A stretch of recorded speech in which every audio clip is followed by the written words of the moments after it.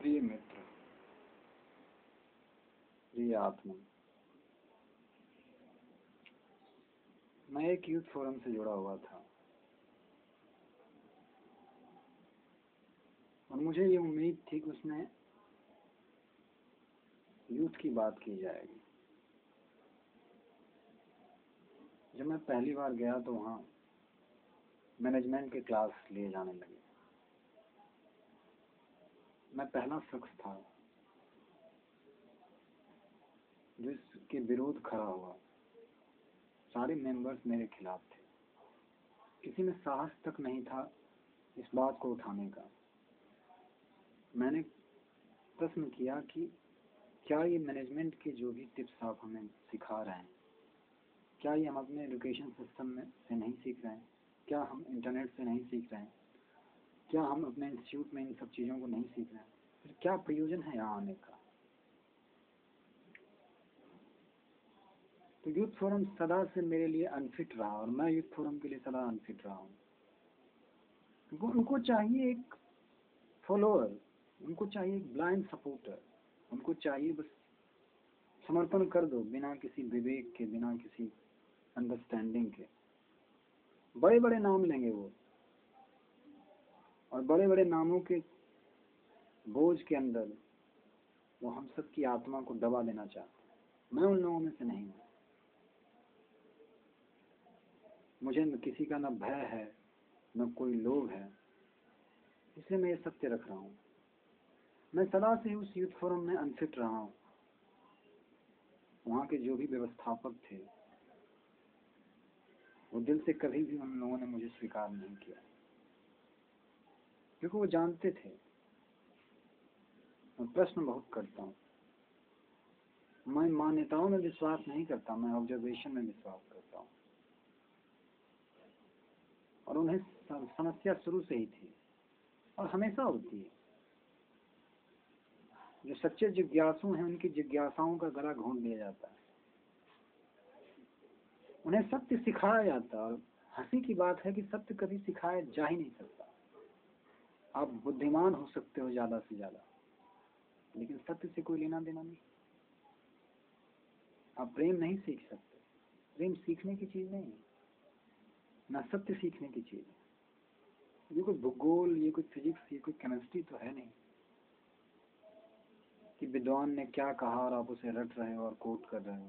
उससे जीवन में कुछ परिवर्तन नहीं आता। आपको लगता है कि आप परिवर्तित हो गए, थोड़ी बहुत तो हो गए मानसिक स्तर पे, लेकिन ये कोई बहुत बड़ा परिवर्तन नहीं है। और मैं हमेशा इस चीज के खिलाफ रहा कि भाई पानी की बात ही करोगे, खाने की बात ही करोगे, कभी खिलाओगे भी? सत्य की बात ही करोगे, सत्य की चर्चा ही करते रहोगे, कभी सत्य को प्रकट रूप में महसूस भी कराओगे? और मैं उनका दोष नहीं देता, उनकी अपनी सीमाएं, उनकी अपनी मजबूरियां, उनको अपना संगठन चलाना है। उन्हें सत्य और संगठन में कोई एक चुनना पड़े तो वो अपने संगठन को चुनेंगे, वो सत्य को क्यों चुने? विवेकानंद के साथ भी ऐसा ही तो हुआ था। जब वो अमेरिका गए तो थियोसॉफिकल सोसाइटी वालों ने यही कहा कि आप मेरी मान्यताओं को स्वीकार करो, तभी मैं आपको सपोर्ट दूंगा। तो हमेशा होते आया। मैं तो कोई विवेकानंद हूँ नहीं, एक सामान्य सा साधक हूँ, लेकिन मैं हमेशा अनफिट रहा हूँ उस ग्रुप में। मेरे बहुत से मित्र हुए वहाँ, और अगर मैं बुरा हूँ, अगर मैं गलत हूँ, तो उस ग्रुप का क्या महत्व था? क्या वहाँ जितने जाने वाले हैं सब धर्मात्मा है, बहुत पुण्य है, पुण्यवान है, नैतिक है? अगर एक अनैतिक आदमी, एक रोगी आदमी हॉस्पिटल ना जाए तो उस हॉस्पिटल की क्या कीमत है? तुच्छ है वो हॉस्पिटल, उसकी कोई कीमत नहीं। वो एक संस्था के लिए ट्रेनिंग कैंप है जिसमें उसे नए वॉलंटियर्स चाहिए और नए लोग चाहिए, क्योंकि हर संस्था को नए वॉलंटियर तो चाहिए ही चाहिए। और अंधे हों, अंध श्रद्धालु हों, ऐसे लोगों की तो जरूरत है आज के समय में। क्योंकि विद्रोही आदमी, सत्य का साधक आदमी किसी संस्था से बंधेगा नहीं, वो संस्था में रह के भी मुक्त होगा। और हर संस्था जो सत्य को ऑर्गेनाइज करने का दावा करती है, जो कहती है कि सत्य उनके पास है, वो ये सब की बेवकूफ़ियाँ करती हैं। ये कहती हैं कि उनको निकाला गया। ये कोई पार्टी है? धर्म को भी पार्टी बना दिया गया, धर्म को भी गुट संप्रदाय में तोड़ दिया गया। हंसी आती है ऐसी बौद्धिकता वालों की, ऐसी समझ वालों की। मैं बस इतना कहूँगा कि मैं वहाँ किसी संस्था के लिए नहीं गया था, मैं वहाँ किसी महापुरुष के लिए भी नहीं गया था। मैं सत्य के लिए था और सत्य के लिए हूँ। सत्य ही मेरा सबसे बड़ा रिश्तेदार, सत्य ही मेरी संस्था है। और जो सत्य के साधक हैं वो संस्थाओं की राजनीति में नहीं पड़ते। इसलिए मैं वहाँ अनफिट था शुरू से ही। मैं कभी फिट नहीं रहा। लोग कहते रहे कि तुम ये क्या कर रहे हो, तुम हमारी बनी बनाई व्यवस्था पे उंगली उठा रहे हो। ये सुगम मार्ग है और हर आदमी चाहता है कि वो सुगम मार्ग में ही जाए, क्योंकि हजारों लोग जब इकट्ठे होकर कहें कि सच है तो भले वो झूठ हो, लोग उस सच को स्वीकार करने के लिए तैयार रहते हैं। और यहाँ तक मुझे संस्था से, उस यूथ फोरम से निकालने की बात है, वो तो शुरू से यही चाहते थे कि मैं यूथ फोरम को छोड़ दूँ। मैंने तो उन्हें एक बहाना दिया और मैं जानता था कि क्या होने वाला है, मुझे पता था। और मुझे कोई इंटरेस्ट भी नहीं है ऐसे झूठे यूथ फोरम से, क्योंकि ये सिर्फ बौद्धिकता का खेल खेलना है।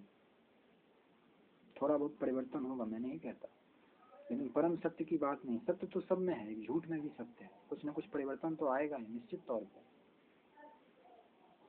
लेकिन गहरे अर्थ में अगर आप देखें तो मैं अपनी स्वतंत्रता नहीं बेच सकता, किसी को नहीं बेच सकता, न बुद्ध को, न महावीर को, न विवेकानंद को, न रामकृष्ण को। मैं अपने अंदर के प्रश्न के साथ हिपोक्रेसी नहीं कर सकता। तो मैं हमेशा हिपोक्रेसी से दूर रहा हूँ। मैं बुरा हूँ, भला हूँ, मैं अपने आप को स्वीकार करता हूँ जैसा हूँ, सामने हूँ आप लोगों के। और मुझे किसी से सफाई देने की जरूरत भी नहीं है। लेकिन हाँ, मेरे कुछ मित्र हैं जिनके मन में ये शंकाएं हैं, उनका मैं उत्तर दे रहा हूँ। जीवन में कुछ भी गलत नहीं है अगर आप जागरण से उन चीज़ों को करते हैं, क्योंकि जीवन परमात्मा का ही पर्यायवाची है। जो जीवन से अलग होने की बात करते हैं बिना अनुभव के, वो खोखले हैं और वो झूठे ज्ञानी। उन सब से आप सावधान रहें। मेरे मित्र होने के नाते आप लोगों को सलाह है। आपने मेरी बातों को इतने प्रेम पूर्वक सुना, इसके लिए आप सबों के अंदर उपस्थित उस परम संभावना को मेरा नमन। श्री राम कृष्णार्पणमस्तु। धन्यवाद।